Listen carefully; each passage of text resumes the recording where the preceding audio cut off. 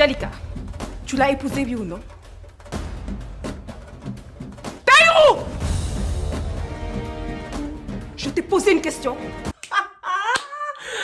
Alors là, non mais Taïrou, il a intérêt à think straight. Faut même pas bégayer en mode... Mon Dieu, mais quel épisode les gars. Quel jeu d'acteur surtout. Non, c'était top, top, top. Franchement, Taïrou, si j'étais à ta place, je dirais tout de suite la vérité. C'est la bonne occasion là. Arrête de tourner autour du pot. Dis la vérité une bonne fois pour toutes pour qu'on puisse commencer la bataille là. Pour qu'on puisse commencer les procédures judiciaires. Hein? Dalanda, elle n'a pas blagué. Non mais une femme comme Dalanda, quand elle a crié, mais comment j'ai sauté de ma chaise les gars. Elle là, il lui faut des fils hein. Je me demande pourquoi Dalanda n'est pas la mère d'un fils. Il filerait droit comme ça. Et la chance de Taïrou, on en parle ou pas? Non mais ce mec, il a trop de chance. Il a trop de bol. Qu'est-ce que vous aurez fait à sa place les garçons? Est-ce que c'est pas le bon moment de dire la vérité là? Surtout qu'il reconnaît dans cet épisode qu'il est allé un peu trop loin. Dans cet épisode, on nous a montré un Taïrou qui ne maîtrise plus la situation hein. Que ce soit avec Mamie Jalika ou Dalanda.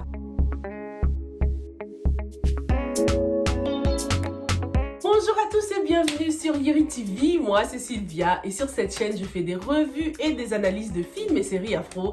Sur cette chaîne on aime aussi donner notre opinion sur nos séries préférées, donc si c'est quelque chose qui t'intéresse, surtout n'hésite pas à t'abonner à la chaîne. Active aussi la petite cloche pour ne rater aucune nouvelle revue. Oh my god, ça y est les gars, on est 100 000 abonnés. Je suis tellement contente, j'attendais ça depuis longtemps. Au moment où je filme cette vidéo, nous sommes 100 774, donc presque 101 000. Oh, merci pour tous vos messages, parce qu'en plus tout ça, ça tombe le mois de mon anniversaire. J'ai eu 30 ans aussi, les gars, de Big 30. Donc je suis hyper contente et je tiens à remercier tous ceux qui me suivent depuis le début, depuis ma première vidéo. Je faisais du n'importe quoi. Faudrait que je fasse une vidéo où je réagis à ma première vidéo. C'était justement un épisode de Maîtresse d'un homme marié. Je crois que c'était l'épisode 23 si je me trompe pas. En tout cas les gars, merci beaucoup. Et je remercie Dieu aussi de toujours me donner la force de faire les revues parce que les gars, c'est pas facile. YouTube, c'est du travail les gars, c'est un travail de dingue. Bref, passons à l'analyse de ce superbe épisode, mais un épisode sous haute tension les gars. On va continuer avec Jalika, Dalanda et Taïrou. Truc de malade quand même que Jalika sorte par la porte d'arrière, ce qui symbolise tout à fait son statut de maîtresse quand même hein. J'ai adoré le fait qu'on nous parle enfin des enfants, qu'on nous montre les enfants de Jalika. Ça faisait longtemps comment ils ont grandi, surtout la petite. Ah oui les gars, avant j'oublie le lien de cette perruque que vous avez kiffé. Je vous remercie beaucoup. Je vous l'ai mis direct dans la description hein. Merci beaucoup. Elle vient de chez AliExpress comme d'habitude hein. Pas trop cher. Quand je l'ai acheté, la perruque, elle était à 17 € et quelques. Après, si vous êtes au Canada ou aux États-Unis, ça va varier. Donc voilà, elle était à moins de 20 € au moment où je l'achetais. Franchement, elle est pas mal du tout. Hein. Et c'est pas sponsorisé, hein, les gars. AliExpress, ils ne me connaissent pas. Dalanda a tellement bien joué dans cet épisode, les gars, comme d'habitude. Mais là, non. Franchement, elle nous a tellement bien transmis cette colère. Ça faisait peur, les gars. J'ai sauté de ma chaise. Hein. Taïrou! Je t'ai posé une question.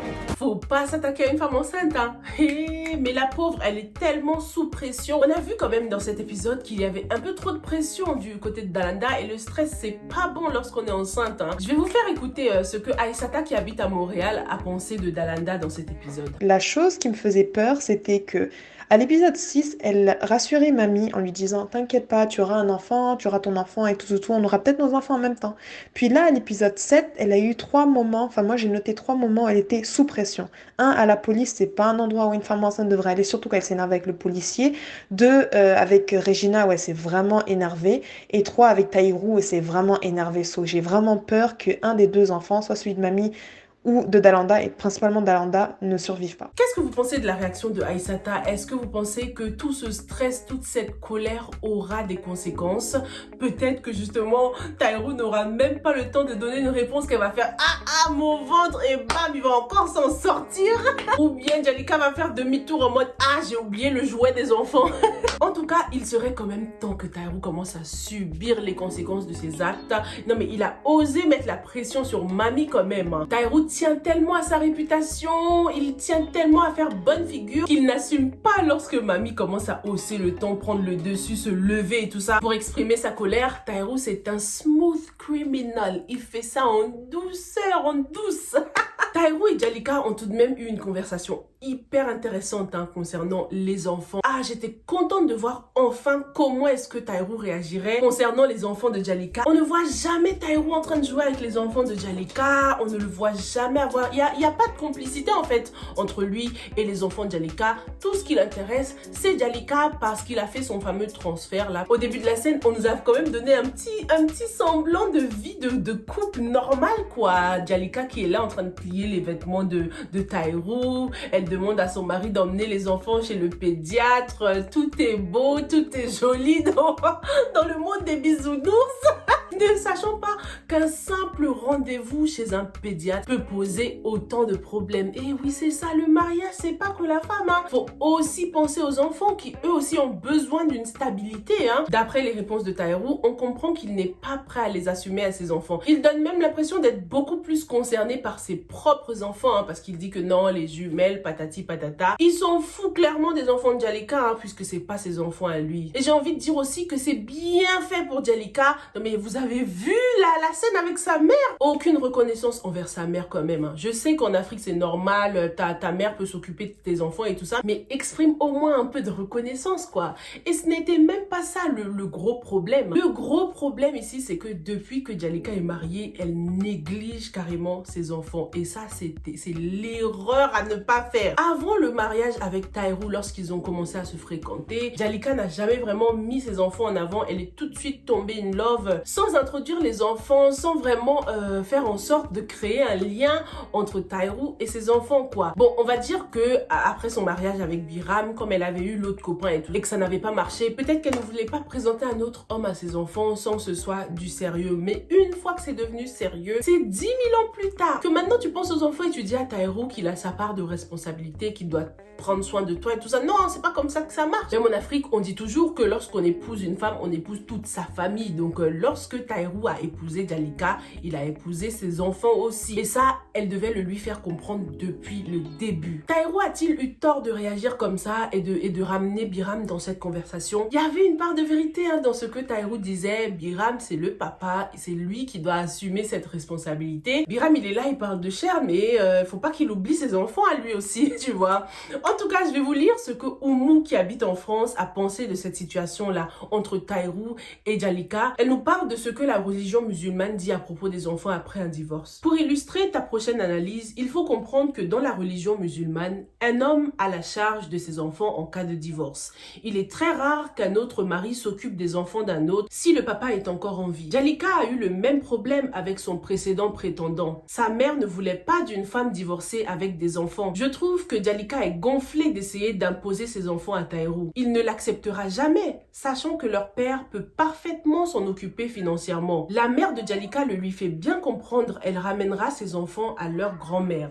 Merci beaucoup Oumou. Et même dans certains pays comme les États-Unis par exemple, même après le divorce, c'est le papa qui doit continuer à donner du child support aux enfants. C'est le papa qui doit s'occuper financièrement de ses enfants. Donc Taïrou quand même, il n'a pas tort. Biram peut tout à fait s'occuper de ses enfants, mais c'est vrai que dans ce contexte, est-ce qu'il s'agit seulement du côté financier? Je pense que Djalika voulait juste que Taïrou joue un peu le rôle d'un papa qui accompagne ses enfants chez le pédiatre quoi.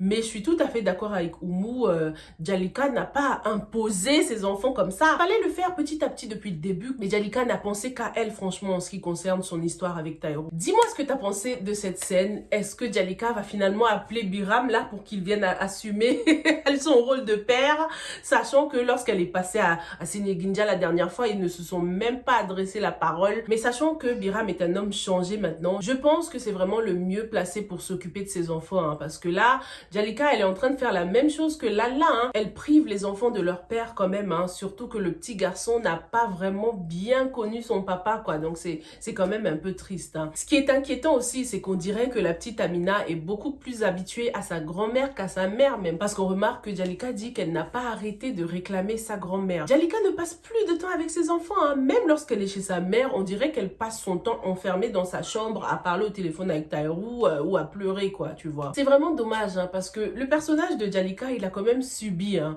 Depuis la première saison, elle a été malheureuse, triste, elle a souffert, elle a eu le cancer, enfin, elle a enchaîné les malheurs. Et maintenant, elle a envie de penser à son bonheur, ne penser qu'à elle, mais c'est un peu trop égoïste à mon goût. Dis-moi ce que t'en penses dans les commentaires sur. Regina est donc allée voir un imam pour en avoir le cœur net concernant ce qui se passe avec sa sœur.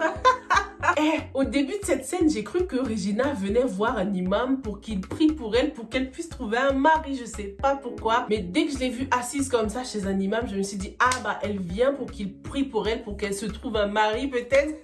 Donc l'imam a un peu répondu à la question qu'on se posait sur cette chaîne, hein, concernant le maraboutage positif et négatif. Il lui a dit qu'il n'y avait rien de mal à ce que Ben a fait, que c'était une pratique qui se faisait depuis des générations. Voici ce que Alex qui habite au Gabon en pense.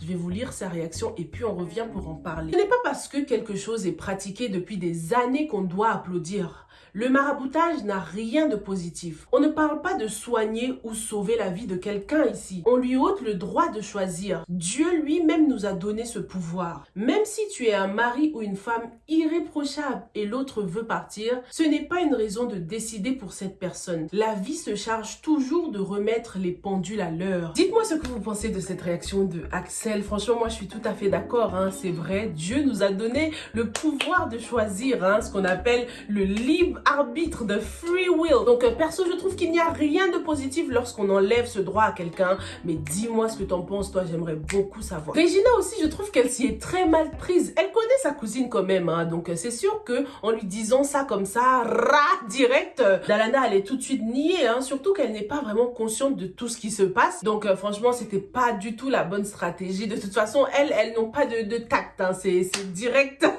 Bam, comme ça. Mais franchement, fallait pas s'y prendre comme ça, Regina. En plus, on apprend qu'elle est déjà au courant du mariage. Je me demande vraiment comment elle a fait. Elle a fait ses enquêtes. Elle a investigate, hein, Regina. Moi, j'attends seulement l'arrivée de la maman, là. J'attends avec impatience. Parlons aussi de la scène du commissariat. Oh my goodness, c'était hilarant. J'étais morte de rire. Cette candidature part en validant. Comment on peut être un gamin comme ça? Non mais Biram, il m'a tué de rire. Et franchement, mention spéciale à l'acteur figurant là qui était à côté et qui n'a même pas rigolé, hein, parce que moi j'aurais été morte de rire. Je me demande combien de fois ils ont fait cette scène, hein, parce que comment il a pu rester aussi sérieux? Ah non, franchement, moi je peux pas devenir actrice parce que je vais passer mon temps à rigoler.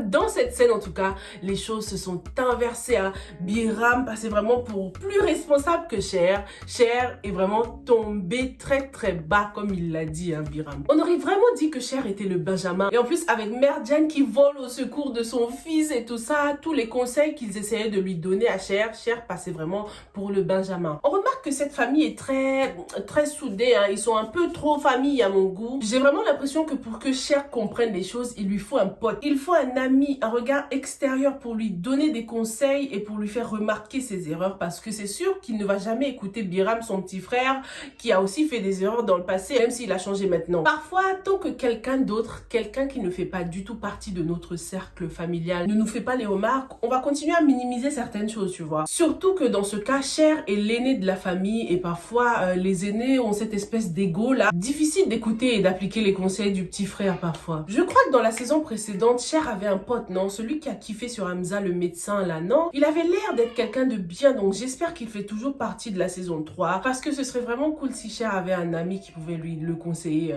Dans cet épisode, les gars, on comprend aussi que Anita n'est qu'un pion. Elle n'est pas du tout au courant de tout ce qui se passe. C'est un plan entre Mansoura et Hamid. J'ai même l'impression que Anita ne connaît pas Mansoura en dehors du boulot. Leur conversation était un peu ambiguë parce que Mansoura a parlé de travailler pour des intérêts communs.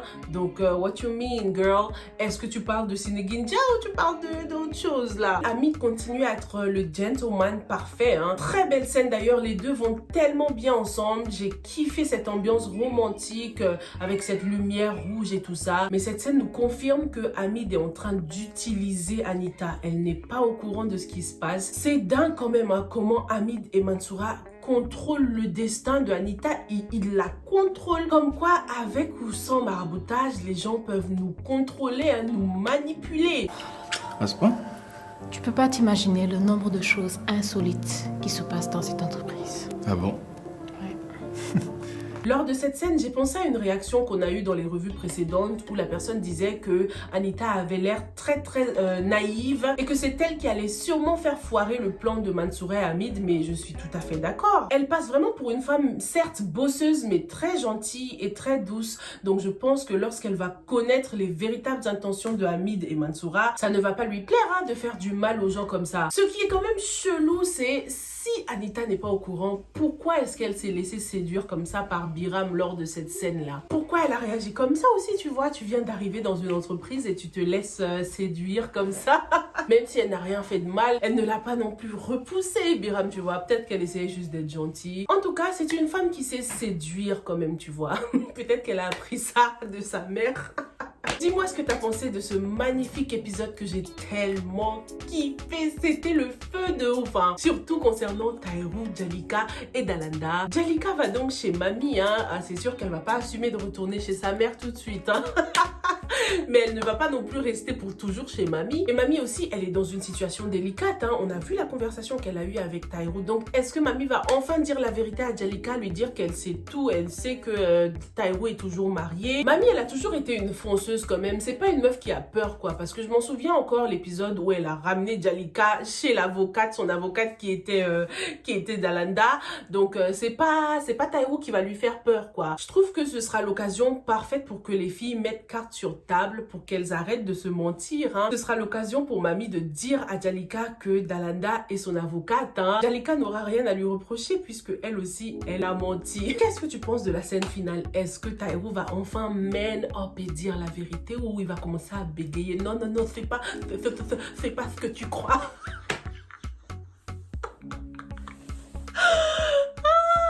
Il est trop fort. Avec sa tête là, il m'a tellement fait rire. Il est sûrement en train de réfléchir à un plan rapide. Mais Tahirou, dépose les armes et dis la vérité. J'espère juste qu'il n'y aura pas un événement qui va les interrompre. J'espère que comme par hasard, le bébé va pas commencer à déranger Dalanda. Et puis pam, Tahirou va encore s'en sortir, quoi. Dis-moi ce que tu as pensé de cet épisode. Et moi, je te retrouve très très bientôt dans la prochaine analyse. Stay safe and stay blessed. Bye.